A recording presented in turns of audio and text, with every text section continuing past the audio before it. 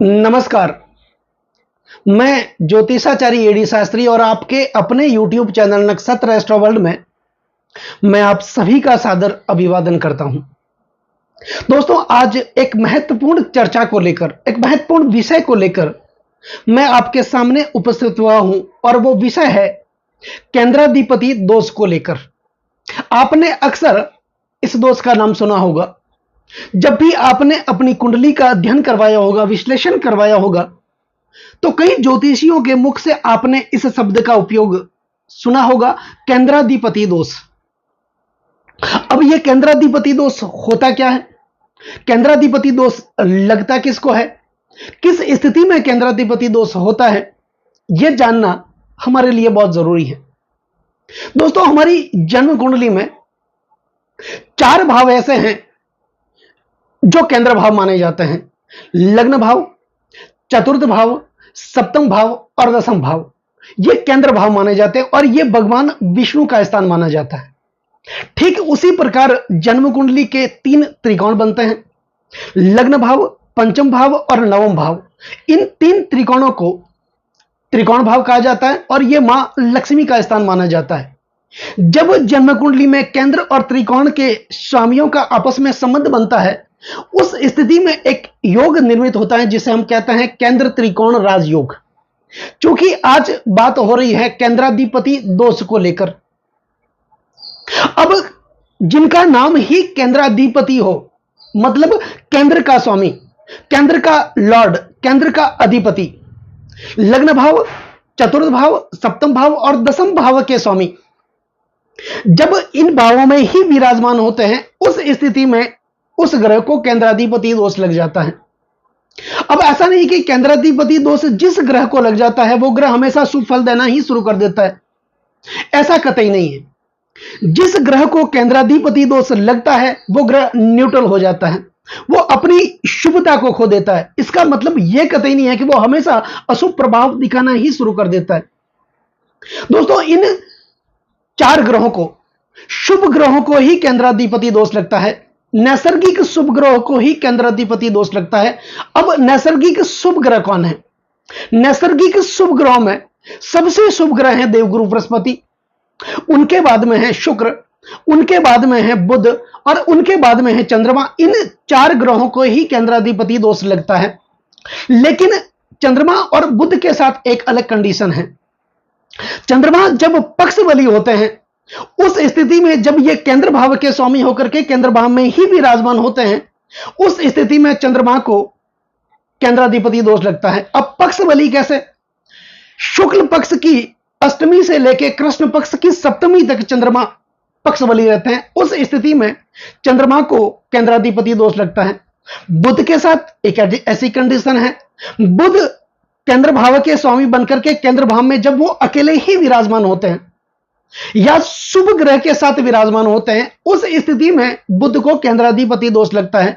अन्यथा जब वो पाप ग्रह के प्रभाव में होंगे, पाप ग्रह के साथ होंगे, उनको केंद्राधिपति दोष नहीं लगता है, क्योंकि बुध नपुंसक है।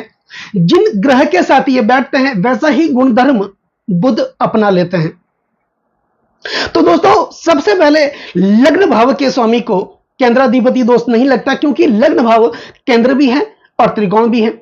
ठीक उसी प्रकार पंचम भाव के स्वामी और नवम भाव के स्वामी, भाग्य स्थान के स्वामी को केंद्राधिपति दोष नहीं लगता, क्योंकि वो त्रिकोण के स्वामी है। तो शुभ ग्रहों को ही केंद्राधिपति दोष लगता है। अब इसमें एक कंडीशन और हो जाती है, क्योंकि कोई भी ग्रह जब एक राशि से केंद्र भाव में विराजमान होते हैं, और दूसरी बात कि खाली केंद्र भाव के स्वामी होना ही पर्याप्त नहीं है, केंद्र भाव में विराजमान होना ही बहुत बड़ा महत्व होता है। जैसे कि कोई शुभ ग्रह, नैसर्गिक शुभ ग्रह जब केंद्र भाव के स्वामी होंगे और वो केंद्र भाव में ही विराजमान होंगे, उस स्थिति में उस ग्रह को केंद्राधिपति दोष लगता है। अब कोई भी ग्रह जब एक राशि से केंद्र भाव में होते हैं और अपनी दूसरी राशि से त्रिकोण भाव में होते हैं, तो उस स्थिति में उस ग्रह को केंद्राधिपति दोष नहीं लगता है। और इसका प्रबल उदाहरण है शुक्र। आपने देखा होगा शनि की 2 राशियां हैं, मकर राशि और कुंभ राशि। अगर मकर राशि लग्न में होगी तो निश्चित तौर पर शनि के सबसे प्रबल मित्र ग्रह होंगे शुक्र। तो उस स्थिति में शुक्र एक राशि से केंद्र में होंगे और एक राशि से त्रिकोण में होंगे। उस स्थिति में शुक्र को केंद्राधिपति दोष नहीं लगेगा। दूसरी कंडीशन, शनि की दूसरी राशि है कुंभ राशि, और कुंभ राशि भी जब लग्न भाव में विराजमान होगी, निश्चित तौर पर शुक्र एक राशि से केंद्र में होंगे और एक राशि से त्रिकोण भाव के स्वामी होंगे। तो ऐसी स्थिति में शुक्र को केंद्राधिपति दोष नहीं लगता है।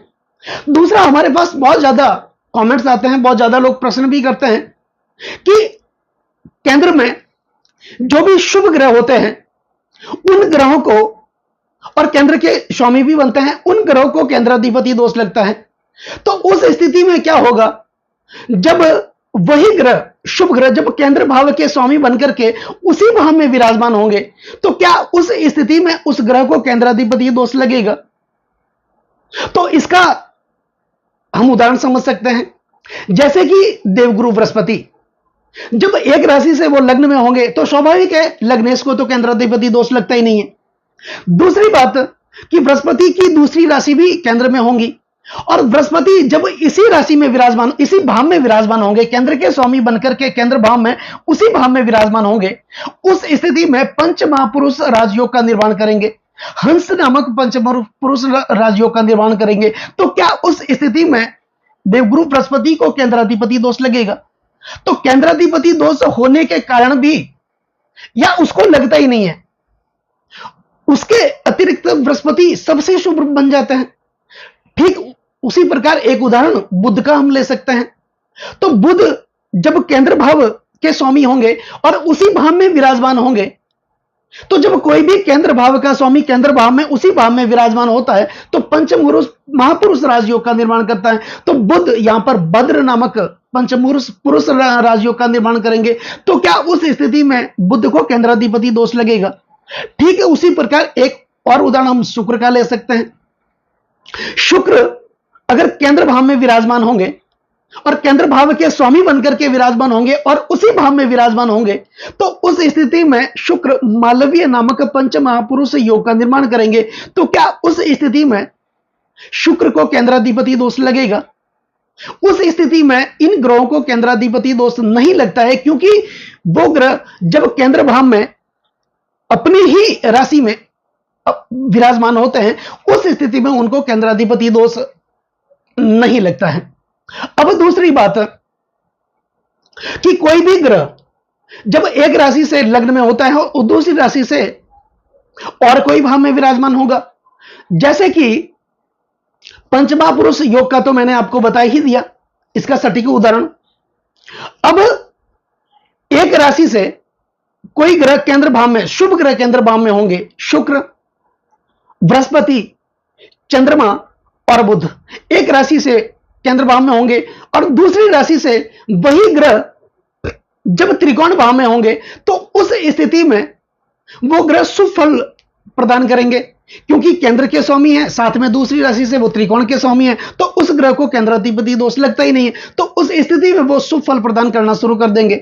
तो ऐसी स्थिति में उस जातक के पास अपार धन संपत्ति होगी, अपार प्रत्यक्ष संपत्ति होगी, उसके जीवन काल में पद प्रतिष्ठा मान सम्मान की प्राप्ति होगी, परिवार का उसको सुख मिलेगा, पारिवारिक सुख की प्राप्ति होगी, उनके सपने पूरे होंगे, उसकी इच्छाएं पूरी होगी। तो जीवन में एक राजा के समान वो जीवन यापन करेगा, और उस स्थिति में उस आदमी को हम भूपाल कह सकते हैं। जैसे भूपाल अर्थात राजा, प्रजा का पालन करने वाला। तो ऐसा जातक कुटुंब में हमेशा प्रिय होता है, कुटुंब में वो स्वाभिमान से रहता है, और कुटुंब के और परिवार के जितने भी लोग होते हैं उनका कहना मानते हैं, और उनका जो दर्जा होता है वो उच्च कोटि का होता है। तो उस स्थिति में ऐसा बनता है। तो वही ग्रह जब केंद्र भाव के स्वामी एक राशि से होंगे और दूसरी राशि से त्रिशणाय भाव में विराजमान होंगे। अब जन्म कुंडली का जो त्रिशणाय भाव है वो क्या है? तीसरा भाव, छठा भाव और 11वां भाव, इन तीन भावों को त्रिशणा भाव कहा जाता है।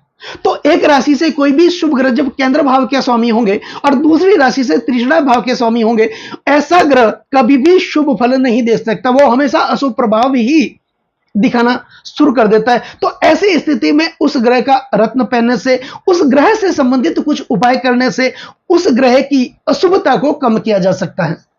दूसरी स्थिति, कोई भी ग्रह जब केंद्र भाव का स्वामी होगा और अपनी दूसरी राशि से तीसरे अपनी दूसरी राशि से छठे, आठवें और 12वें भाव में विराजमान होंगे, तो उस स्थिति में वो ग्रह अशुभ प्रभाव दिखाना शुरू कर देगा। दूसरी कंडीशन, एक राशि से वही ग्रह जब मारक भाव में होंगे, मारक भाव जन्म कुंडली का क्या है, दूसरा भाव और सप्तम भाव, इनको मारक भाव कहा जाता है, और दूसरी राशि से केंद्र के स्वामी होंगे, तो उस ग्रह के अंदर मारक तत्व बढ़ जाएगा और वो मार्केस बन करके मृत्यु तुल्य कष्टों का सामना जीवन में कभी न कभी एक बार तो करवाएगा। तो ये हो गई बात केंद्राधिपति दोष की। तो आपने अच्छी तरीके से इस बात को समझ लिया होगा कि केंद्राधिपति दोष किसको लगता है। केंद्राधिपति दोष शुभ ग्रहों को लगता है, विशेष करके देवगुरु बृहस्पति को लगता है, शुक्र को लगता है, बुध और चंद्रमा के साथ एक अलग कंडीशन है, और लग्न के स्वामी को केंद्राधिपति दोष नहीं लगता। त्रिकोण के स्वामियों का अपनी एक राशि से केंद्र में होंगे, दूसरी राशि से त्रिकोण के स्वामी होंगे, उस स्थिति में उस ग्रह को केंद्राधिपति दोष नहीं लगेगा। और दूसरी एक कंडीशन है कि वही ग्रह जब केंद्र का स्वामी होकर के केंद्र भाव में उसी राशि में उसी भाव में विराजमान होंगे, उस स्थिति में जब वो पंचमा पुरुष राज्यों का निर्माण करेंगे, उस स्थिति में उस ग्रह को केंद्राधिपति दोष नहीं लगता। ये तो हो गई केंद्राधिपति दोष को लेकर के एक अलग चर्चा। अब बात करते हैं उसी से संबंधित एक अलग योग की। दोस्तों, जन्म कुंडली में या फिर जन्म कुंडली के सभी शुभ ग्रह और पाप ग्रह, मैं सिर्फ शुभ ग्रहों की बात नहीं करता या फिर पाप ग्रहों की बात नहीं करता, जन्म कुंडली के सभी शुभ और पाप ग्रह जब केंद्र भाव में विराजमान होते हैं, उस स्थिति में एक योग निर्मित होता है जिसे कहते हैं चतुर्सागर राजयोग, 4 समुद्र जितना बड़ा विशाल राजयोग उस स्थिति में उस जातक के लिए बनता है। तो ऐसा जातक अपने जीवन काल में अपार धन संपदा की प्राप्ति करता है, वो कुटुंब सुख वाला होता है, स्त्रियों में प्रिय होता है, लेकिन ऐसा जातक कमिटमेंट का पक्का भी होता है, वो अपनी जबान का पक्का होता है। जिस व्यक्ति के साथ ऐसा कमिटमेंट कर लेता है कि मैं तुम्हारे लिए करूंगा, तो ऐसा व्यक्ति अपने नीति नियमों पर चलने वाला होता है और वो जीवन काल में कभी न कभी किसी का भला करता ही है, और हमेशा बढ़ चढ़ करके आगे धार्मिक कार्यों में, सामाजिक कार्यों में हिस्सा लेता है, और उसके कारण उसको समाज में, परिवार में, देश में मान सम्मान, पद और प्रतिष्ठा की प्राप्ति होती है। ठीक उसी प्रकार जैसे चतुर्सागर राजयोग, तो ठीक उसी प्रकार ये तो भाव के अनुसार केंद्र से संबंधित योग बना। अब राशियों से जो केंद्र बना है, जन्म कुंडली के सभी शुभ ग्रह हो या पाप ग्रह, दोनों ग्रहों की मैं बात करता हूं।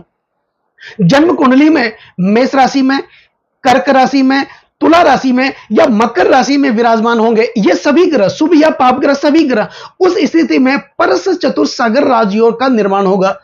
तो ऐसी स्थिति में भी जातक के लिए अपार धन संपदा की प्राप्ति होगी, अपार सुख की प्राप्ति होगी, और वो राजा के समान जीवन में जीवन यापन करेगा अपने जीवन के अंदर।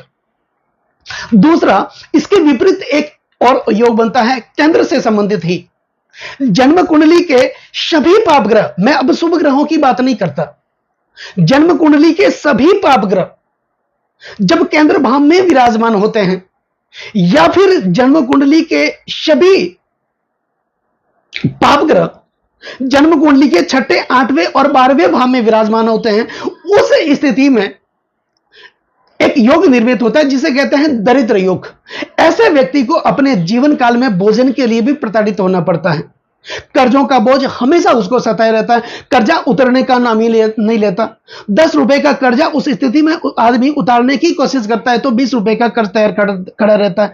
उस स्थिति में तभी तो महर्षि पराशर कहते हैं कि शुभ स्थानगते पापा, पाप स्थानगते शुभा, निर्धनो जायते बालो, भोजनेन प्रपीड़ित। ऐसे व्यक्ति को अपने जीवन काल में भोजन के लिए भी प्रताड़ित होना पड़ता है, यह बनता है उससे लिए। अब एक योग और निर्मित होता है, वो बनता है चंद्रमा और बृहस्पति से। आप किसी भी जन्म कुंडली को देख लेना, चंद्रमा से जब बृहस्पति छठे और 8वें विराजमान होते हैं, उस स्थिति में एक योग निर्मित होता है जिसे कहते हैं सकट योग, और साधारण भाषा में उस योग को कहा जाता है छकड़ा योग। तो छकड़ा योग उस स्थिति में होता क्या है, हमारी गृहस्थी की गाड़ी तो चलती है, लेकिन जिस रफ्तार के साथ चलनी चाहिए उस रफ्तार से नहीं चलती, धक्के दे करके चलती है। उस स्थिति में जातक के साथ अक्सर क्या होता है कि 12 महीने अच्छे निकल गए तो दूसरा साल खराब निकल गया, दूसरा साल अच्छा निकला तो तीसरा साल खराब निकल गया। जीवन में एक निरंतरता बनी रहनी चाहिए, वो निरंतर जीवन में कभी बनती नहीं है। तो ये सकट योग की वजह से होता है। और ऐसा कब होता है? जब चंद्रमा से बृहस्पति छठे या आठवें भाव में विराजमान होते हैं, उस स्थिति में यह होता है। दूसरा, जो महर्षि पराशर ने कहा है, शुभ स्थानगते पापा पाप स्थानगते शुभा निर्धनो जायते वालो भोजनेन प्रपीड़ित जन्म कुंडली के सभी पाप ग्रह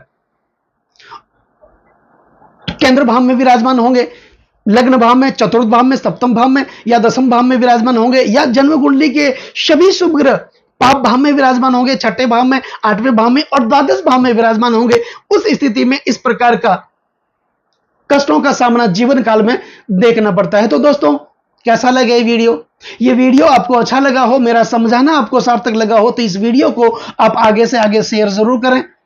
बेल आइकन बटन को दबाना जरूर नहीं भूलें, ताकि मेरे आने वाले और भी नई नई वीडियो के नोटिफिकेशन सीधे आप लोगों तक पहुंचे।